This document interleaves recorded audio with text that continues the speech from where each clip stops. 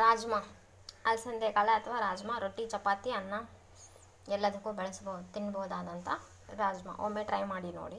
ಒಂದು ಪಾತ್ರೆ ಇಟ್ಟು ನಂತರ ಸಾಸಿವೆ ಜೀರಿಗೆ ಹಾಕಿ, ಸಾಸಿವೆ ಜೀರಿಗೆ ಸಿಡಿದ ನಂತರ ಸ್ವಲ್ಪ ಒಣಮೆಣಸಿನ್ಕಾಯಿ, ಕರಿಬೇವು, ನಂತರ ಕತ್ತರಿಸಿರುವ ಈರುಳ್ಳಿ,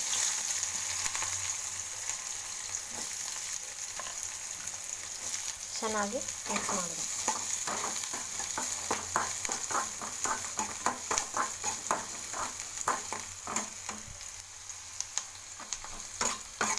ಸ್ವಲ್ಪ ಈರುಳ್ಳಿ ಎಲ್ಲ ಕೆಂಬಣ್ಣ ಬರೋವರೆಗೂ ಹುರಿಬೇಕು.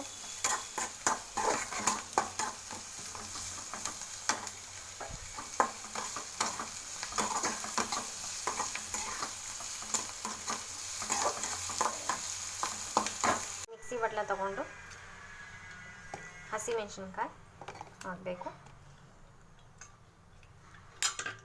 ನಂತರ ಬೆಳ್ಳುಳ್ಳಿ, ನಂತರ ಕೊತ್ತಂಬರಿ ಸೊಪ್ಪು ಹಾಕಿ, ಹಳ್ಳುಪ್ಪು ಹಾಕಿ. ಅಡುಗೆಗೆ ಜಾಸ್ತಿ ಹಳ್ಳುಪ್ಪು ಹಾಕಿದರೆ ರುಚಿ ಬರುತ್ತೆ. ಹಳ್ಳುಪ್ಪೇ ಜಾಸ್ತಿ ಬಳಸೋಣ, ಸೊಪ್ಪೆಲ್ಲ ಬಳಸೋಕೆ ಹೋಗಬೇಡಿ. ಇದನ್ನು ರುಬ್ಕೋಬೇಕು, ತರಿಯಾಗಿ ರುಬ್ಕೋಬೇಕು. ನೀರೇನು ಹಾಕೋ ಅವಶ್ಯಕತೆ ಇಲ್ಲ, ತರಿಯಾಗಿ ರುಬ್ಕೋಬೇಕು.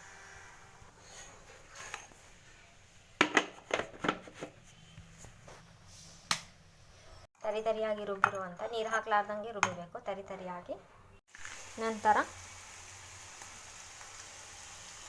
ಹಸಿಮೆಣಸಿನ್ಕಾಯಿ ಮತ್ತು ಬೆಳ್ಳುಳ್ಳಿ ಹಾಕಿರುವಂಥ ಪೇಸ್ಟ್ ಹಾಕಿ ಚೆನ್ನಾಗಿ ಬಾಡಿಸ್ಬೇಕು.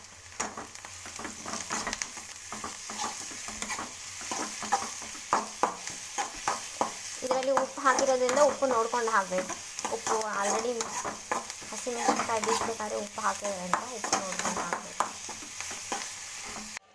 ಕಡಲೆಬೇಳೆ, ಸ್ವಲ್ಪ ಕಡಲೆಬೇಳೆ, ಸ್ವಲ್ಪ ಉದ್ದಿನಬೇಳೆ, 2 ಚಕ್ಕೆ, 2 ಲವಂಗ, 1 ಏಲಕ್ಕಿ. ಇದು ಮಸಾಲ ತರಕಾರಿಗೂ ಹಾಕ್ಬೋದು, ಅಥವಾ ಏನಾದರೂ ಕಾಳು ಗೀಳು ಮಾಡಿದರೆ ಅದಕ್ಕಾದರೂ ಹಾಕ್ಬೋದು. ಇದು ಪೌಡ್ರ್ ಅಷ್ಟೇ, ತುಂಬ ಟೇಸ್ಟಿಯಾಗಿ ಬರುತ್ತೆ.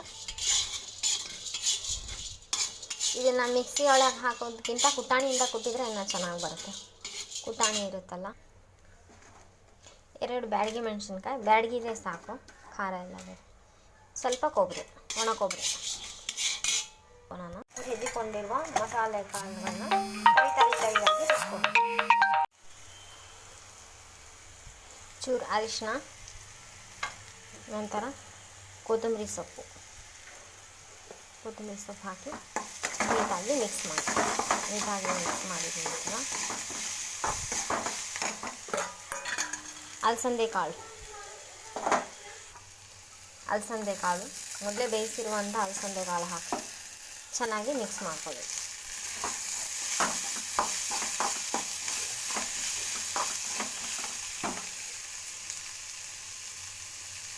ಚೆನ್ನಾಗಿ ಮಿಕ್ಸ್ ಮಾಡಿಕೊಂಡು 2 ನಿಮಿಷ ಇಟ್ಟರೆ ಸಾಕು. ಸ್ವಲ್ಪ ಉಪ್ಪು ಖಾರ ಎಲ್ಲ ಹಿಡಿದು ಅಲಸಂದೆ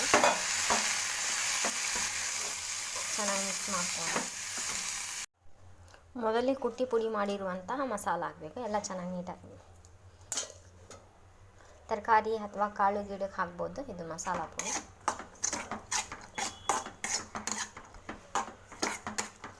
ರೆಡಿ. ರಾಜ್ಮಾ, ಅಲಸಂದೆ ಕಾಳು ಏನಾದರೂ ಹೇಳ್ಬೋದು. ಇದನ್ನು ತುಂಬ ಸಿಂಪಲ್, ಚಪಾತಿ, ರೊಟ್ಟಿ, ಅನ್ನಕ್ಕೂ ಎಲ್ಲದಕ್ಕೂ ಬಳಸ್ಬೋದು ಆದಂಥ ಅಲಸಂದೆ ಕಾಳಿನ ಗುಗ್ಗರಿ ಅಂತಾರೆ. ಪಲ್ಯ, ಅಲಸಂದೆ ಕಾಳಿನ ಗುಗ್ಗರಿ ಪಲ್ಯ, ರಾಜ್ಮಾ ಏನಾದರೂ ಅನ್ಬೋದು. ಒಮ್ಮೆ ಟ್ರೈ